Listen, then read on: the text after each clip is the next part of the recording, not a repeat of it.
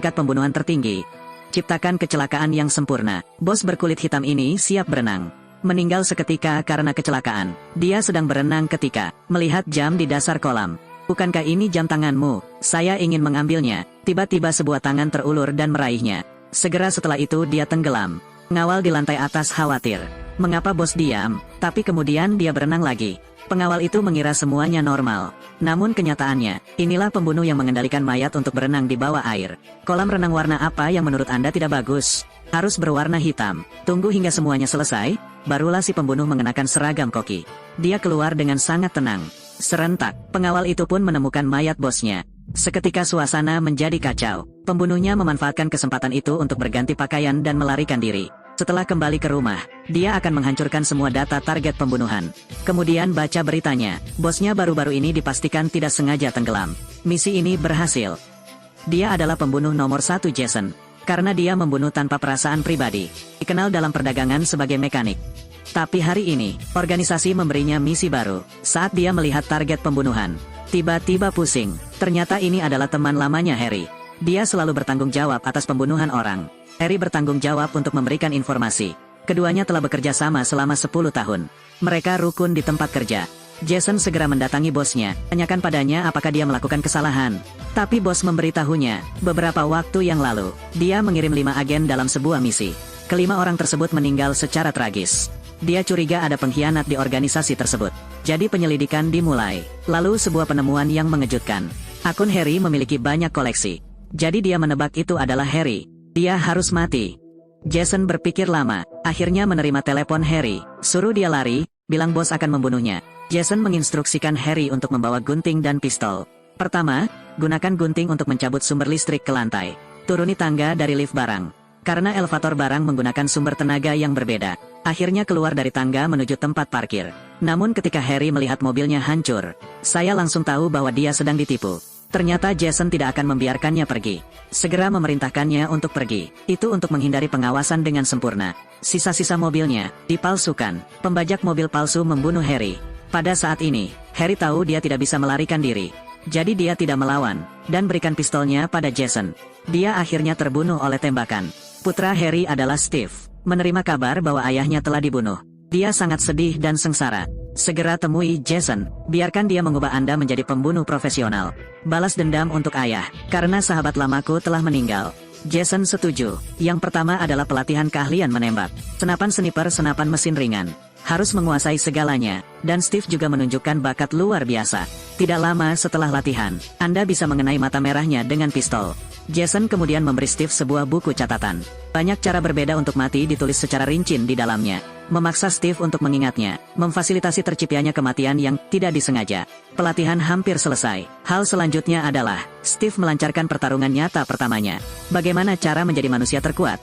Yang dia butuhkan hanyalah seekor Chihuahua. Steve memiliki seekor Chihuahua. Pergilah ke kafe yang sering dikunjungi pria. Pesanlah secangkir kopi hitam dan duduklah di dekat jendela. Akhirnya pada hari ke-48, Bulky terpikat. Ternyata pria berotot inilah yang menjadi sasaran pembunuhan Steve. Dan pria kuat ini memiliki 2 hobi khusus. Salah satunya adalah anjing peliharaan Chihuahua. Salah satunya adalah merawat remaja putra. Dalam percakapan, Steve sengaja mengungkapkan bahwa dia tidak memiliki alamat tetap.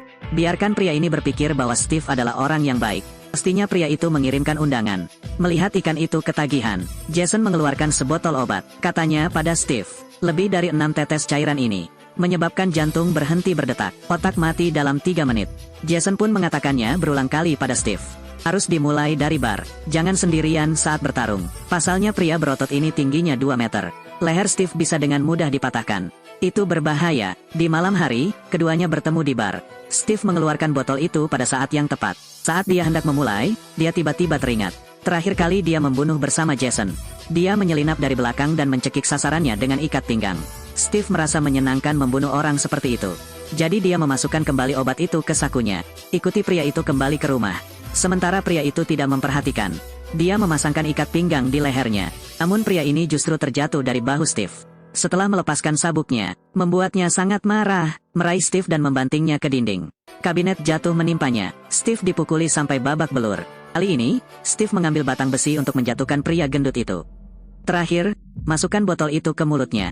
Meskipun pria itu sudah mati, namun Steve sendiri juga terluka parah. Steve menolak mendengarkan senior Jason, jadi dia harus menanggung akibatnya. Sejak itu, Steve belajar bagaimana menjadi orang baik. Ikuti Jason untuk merencanakan misi berikutnya. Kali ini sasarannya adalah pria gemuk. Keduanya memutuskan untuk menggunakan terlalu banyak adrenalin. Biarkan pria gendut itu menghentikan hatinya. Sementara staf medis harus mendapatkan suntikan booster. Ketika keduanya bercampur, mereka menjadi sangat beracun. Keduanya membunuh target yang sama dan menyalahkan staf medis. Pendahuluan, mereka berdua naik ke atap, pergi melalui pipa ke balik dinding di kamar pria gendut itu. Kemudian gunakan kamera lubang jarum untuk mengamati situasi di dalam rumah. Jason memiliki adrenalin dan siap melakukannya. Dan muncul secara tiba-tiba. Pria gendut ini adalah seorang pecandu. Dia memberikan suntikan kepada rakyatnya. Dan obat ini hanya melawan efek epinefrin. Rencana awal tidak berhasil. Dua orang harus bertaruh. Mereka terus membutuhkan kamar si gendut. Kemudian letakkan mikroskop di tenggorokannya. Mencekiknya sampai mati. Saat bawahan kembali ke kamar, mengetahui bahwa pria gendut itu sudah mati. Ia khawatir dan mengira itu karena suntikan yang baru saja diterimanya. Tapi saat ini, Steve tidak sengaja membuat keributan. Segera menuntunnya untuk mengejar. Keduanya melarikan diri. Setelah melarikan diri ke atap, kat talinya dan lompat. Berhasil lolos dari lokasi kejadian. Setelah itu, Jason menemukan rahasia besar. Itu sebabnya dia membunuh orang yang salah. Pria itu adalah ayah Steve. Harry, dia memasukkan tangan gadis itu ke dalam mulut penggiling daging. Memaksa ayah gadis itu untuk memberikan jawaban. Melihat ayahku ragu-ragu, Jason kehilangan kesabaran. Oke. Jason segera meraih gadis itu. Dapatkan jawaban yang Anda inginkan. Jason mematikan penggiling daging, namun tangan gadis itu masih utuh. Ternyata dia baru saja melemparkan sepotong daging ke dalamnya. Jason tidak ingin terlalu menyakiti gadis itu. Dan jawaban yang dia inginkan, itu alamat bosnya. Steve ingin membalas dendam pada bosnya. Ternyata Jason menemukan rahasianya. Dia bertemu seseorang yang seharusnya meninggal di bandara. Itu yang dikatakan bosnya. 1 dari 5 orang tewas karena pemberontakan Harry. Lihat orang ini masih hidup. Jason segera menyadari bahwa dia telah ditipu. Dari mulut ini, dia menegaskan, orang yang benar-benar mengkhianati organisasi adalah bosnya. Jason sangat marah ketika mengetahui bahwa dia telah dimanfaatkan.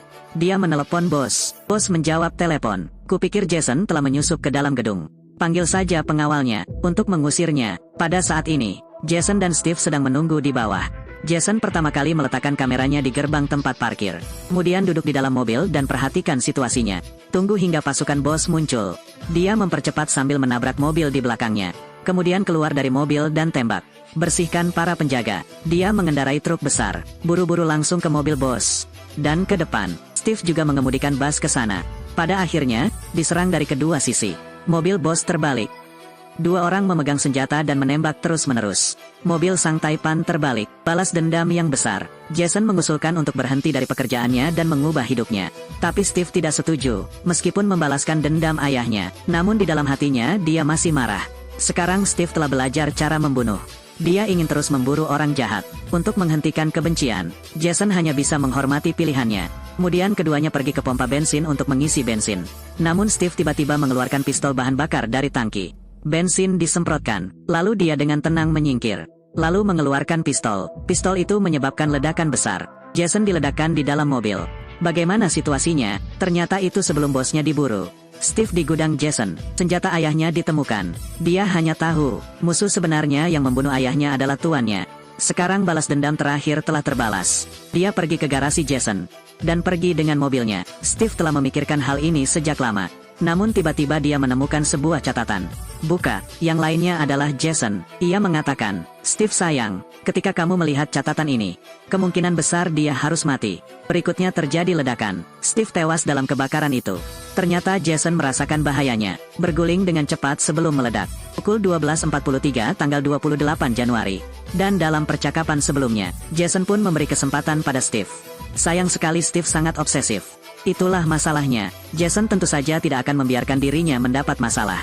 Meskipun dia anak sahabatmu. Dan kekejaman tanpa kompromi ini membuat Jason merasa sungguh tersiksa.